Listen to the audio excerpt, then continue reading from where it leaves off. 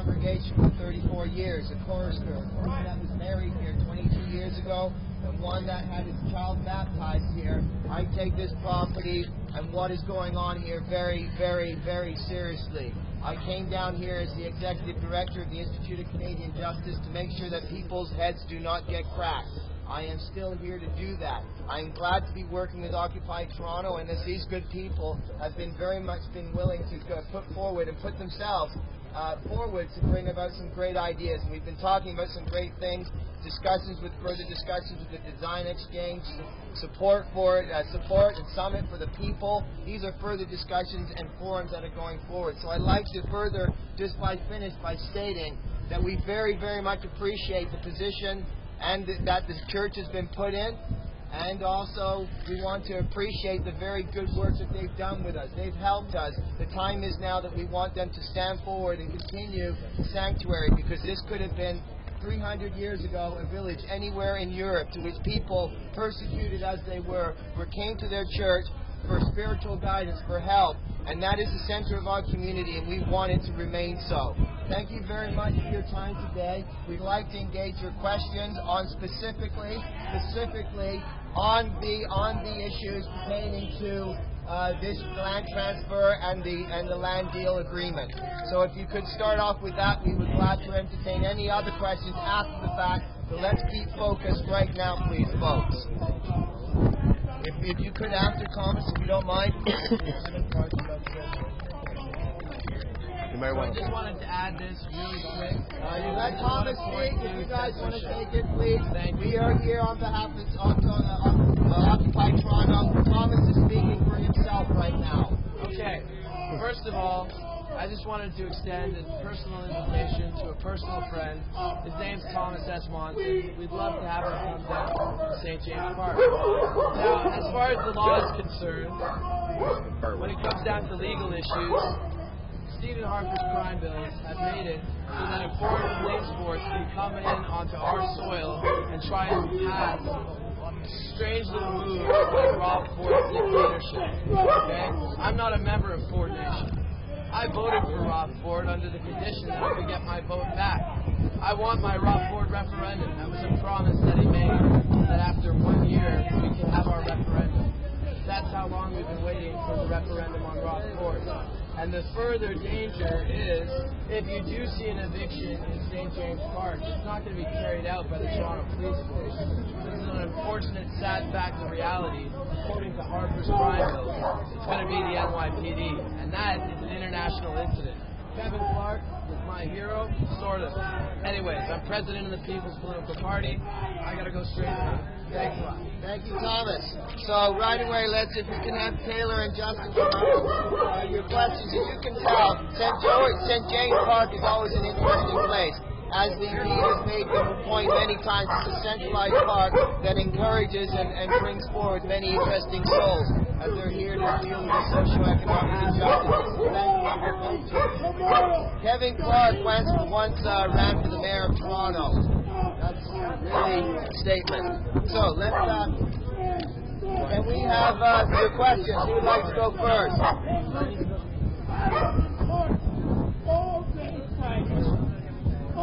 Yeah, you're just taking a pause, I think. As hectic as it is, I think that what we're asking for is nothing to accelerate this kind of thing and make it worse. And I think Sean should be present by refusing to develop as McConnell has wanted kind of de-escalation negotiation team.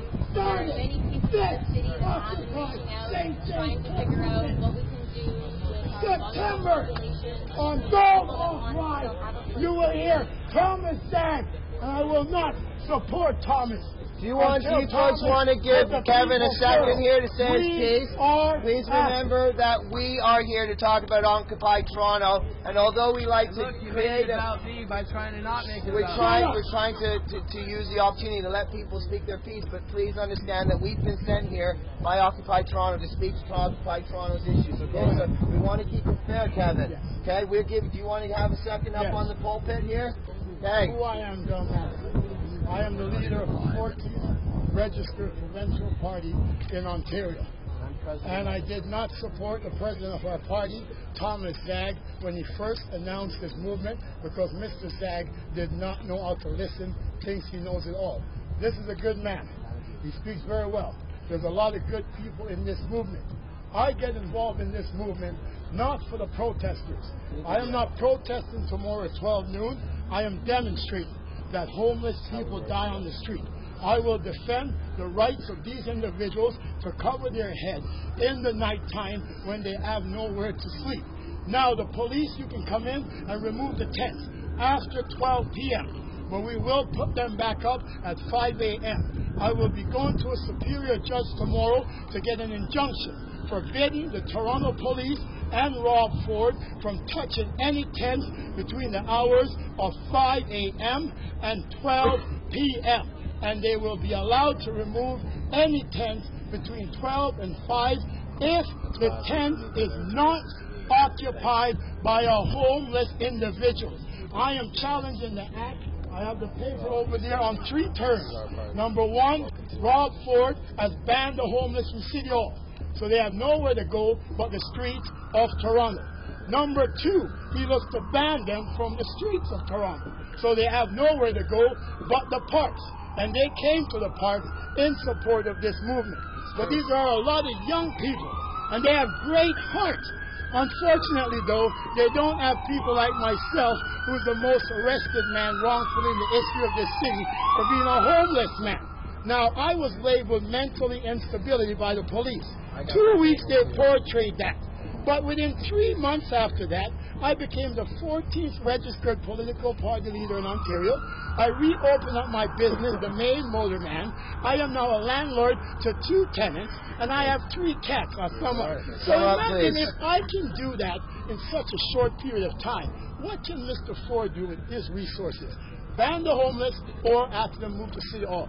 12 noon, November 21st here, and from there, we're going to march on City Hall. And Dalton McKenty, I'm a provincial party leader.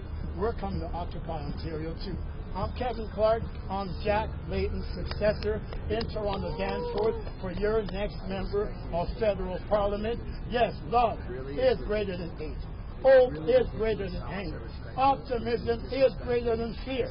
And together, we're not going to change the world. We will help the people of the world. That's why we will occupy Canada. This is now Occupy Housing. Thank you very much, Kevin. Thank you. Let's hear it for Kevin Clark. Hold it, Kevin Clark. Let's house the homeless. Okay, so House the homeless. So you, as you can see, very passionate people with a lot of considerations. So let us now have our discussion and any questions that you may want to put forward to us. So if we may, we start over here. Yeah. Let's speak to the issues of the land and the ownership of that land first, and then we will attend to any discussion thereafter. Okay, please, if you don't mind. Anyone on the land, please? I have a question. Yes, sir. To the best of your knowledge, can the city enforce a trespass order on St. James property? Not unless it is our understanding that the St. James Cathedral, according to the agreements, and please correct me if I'm wrong here, Justin, according to the agreements and the land delineation of the plan and the survey, that the St. James Cathedral would have to call the police in order to have a trespass order put up against us. As I and others, including Taylor, spoke with the dean on the second day, and I approached him, and he said, we will not call the police. Also, subsequent that afternoon, I spoke with the Archbishop of Toronto, who is the ranking member of the Anglican Church of Canada. This is the Anglican Church of Canada's cathedral here, that he said to me, quote, this had to happen. We need to understand that even our church has been coerced into trying to put down the people. And this goes against good folks like us who come to church. And this is influence over our church, a place that has been brought about to stand in the forefront of our persecution to ensure that it doesn't happen. So if that can happen to the church, folks, It's going to happen to each and every one of us and continue to. So I does think that so. answer your question? Yeah, to the best of your knowledge, is the church asked you guys to leave, or asked Occupy to leave? No, they have said, and this is why we have called this press conference, is the hopes that we're able to get, that the need for the lawyer to get back to the church and to Occupy Toronto regarding the documents is met in a timely fashion, because we all know tomorrow a decision will be made, and as early as, I guess, 12:01 that evening, we could see something we want to be prepared for, which is why we've asked for this press conference and why we've asked the church. So there are many of us at Occupy Toronto who still believe that the right thing can be done at this time. It's important to bring this into the public, to have people see the process that's been going on here, and I'm saying it's still my hope that we will have the right decision made at the end. And just to clarify your question, this only applies to the church portion of the land and not the city portion of the land. And if you'd like to know where that delineation is, we can take you on a tour of the property and show you the property line later. So as it stands now, folks, we tomorrow are looking forward to a meeting immediately with the deans and with the council for St. James Cathedral Church in order to have this discussion. We have been assured that we should be safe, that things are not going to be going ahead haphazardly in a manner like we're getting an hour's ahead time on eviction notices like happened last week when we had been trying to call the mayor's office, contact the mayor's office, send emails to the mayor's office for 3 weeks. It's very important now that this dialogue has started to happen. Very important engagements like the design exchange are occurring, and that we're actually having a conversation. I say to the police officers out there, how do you feel about the long gun registry? Does that make your family feel safer or less safe today? I say you folks that have had pensioners who have had their pensions taken away from you by parasitical money managers and replaced your nest eggs with cat food instead. I say we have to come together, and that this manifestation of what the social and economic injustices in our country have come to and across the world. This is a place where people have joined to come together as a symbol of what is wrong. To put us out of sight and out of mind will not solve this problem, folks. We have to be frank. We have to be honest. We have to be decent, and we have to put the civil back in civil society, and we're here to do that. We want your help. So you folks in the media, go out there and portray this message in a fair manner. Know that you yourselves are part of this, and if we don't stand together, we shall stand divided, and that is exactly what they want. We are better than that. We know we're better than that, and we will do better than that. So I will end on this, as I said before, every parade that's gone out of here that I've been witness to. Be good, and our message will be unmistakable. Be bad, and that is what we'll be focused upon. Be great, our world, our country, and our simple common decency will be ours once again. Let us be those people, because we are Canadian and we know how to be that. We've just had our way lost by people who don't care, and as the sermon said in there today about shepherds and their good sheep, that we are judged by the way in which we treat our least or most vulnerable in our society. By the least, most, or the most vulnerable in our society. That could be you. I'm here personally, one paycheck away from a mortgage payment and my house being repossessed because I blew the whistle on Big Pharma. This is not good, this is not fair, and there's 1,000 stories just like it in that place. So why don't you come in and learn, and let's do this together. And I thank you for your time. Whoa!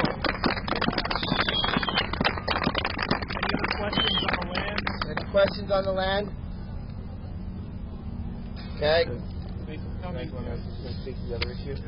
Okay, we have a couple of colleagues here. Please understand this issue has been dealt with. Yeah. Good evening. My name is Brian Batty. I'm a member of Occupy Toronto Media Liaisons, as well as the facilitation team and the men's group. After our brothers and sisters here have made statements about our trial, about our ordeal with the church, our commitment to peaceful assembly, lawful assembly, we are here today, myself and Antonin, are here to again reaffirm our commitment commitment to nonviolence, and Antonin will be providing the details of an incident that we've been dealt with in the park. Okay, so about 5 days ago we removed a violent individual for assaulting one of our cook team. He basically threw a bowl of hot chili in Rick's face. We had to call EMS in because it was steaming, because there was some spices and blindness issues, got right in the eye. After we had the gentleman arrested, a group took down his tent, sorted through his possessions, what we could reuse, we could pass on the logistics. In the course of searching through his stuff, we found a bag full of fireworks, which could be an obvious concern for a multitude of reasons. Chief amongst those is that's a fire concern. It's getting to be winter, people light small candles, etc. So when we found these fireworks in the person's tent, we were quick to move them off-site. We hung on to them for a future date. Initially, we were concerned, of course, with the optics of the situation. Now, in the lead up to the eviction, we want to assure the people of Toronto that our commitment to nonviolence is paramount. The actions we did today, which was turning over the fireworks and other devices to the Toronto police, is a sign and a symbol of how committed we are to peace, especially in our dealings with police and with the city. And so that will continue for the foreseeable future. Once again, I was happy that we could be this vigilant for a matter which could pose this much of a hazard to the camp. If you have a tent go up with a bunch of fireworks in it, that spreads very quickly. So again, I just want to state that we're very proactive about stopping violence in every form out here. That will continue. And I look forward to speaking to you in the coming days. Thank you. What do you mean by other devices?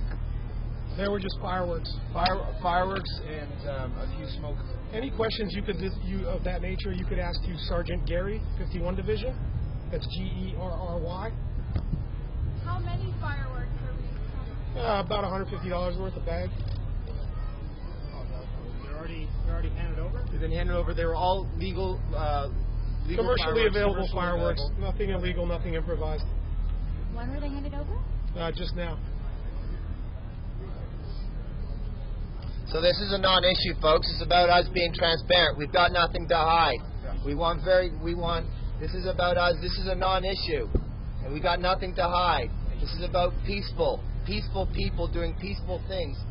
And in our community, there are sometimes, in everyone's communities, people that do things incorrectly, are not aware of the law, and perhaps wanted to have a celebration. Because I'd like to think come tomorrow, when our Constitution is reaffirmed and is left intact, not tatters, that tomorrow we have something to celebrate about, and that we should be celebrating. Now, to come tomorrow morning at 9 o'clock, we will no doubt be having a press conference soon thereafter in regards to the decision. But please be assured that our next steps in this regard are to have a discussion with the Dean and the legal counsel for St. James Cathedral. I hope, and I can say as a parishioner here, I do pray that decency, civility, and peace and love persevere tomorrow, and that we not be continued to be painting into a corner and taken advantage of by the administration of Rob Ford and those that like to support anti-constitutional endeavors like this that we're trying to engage in. Great constitutional endeavors, but engaged and tried to be suppressed by anti-unconstitutional issue or engagements. Anyone else? Woo!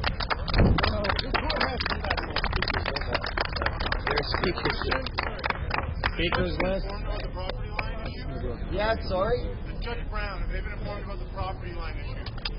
Apparently this information wasn't brought up in court on Friday, so we have done a thorough search of all public suppositories of this kind of information, and we have provided that information over to the Dean today, both the act, the agreement, and also the survey delineations of the property. We hope that through this message, Judge Brown, if you're looking and paying attention to this, that you have one of your clerks come to us, seek these documents out, or instruct us as to where we can send them to your attention. Anyone else? Thank you. Great question. Mic check. Mic Mic check. Mic check. Mic check. Mic check. Thank you. Thank you. Okay. Thank you, folks. That's for Occupy Toronto. That's over. John may have a few things to say here to you. Right. This is John. And we're with the next step.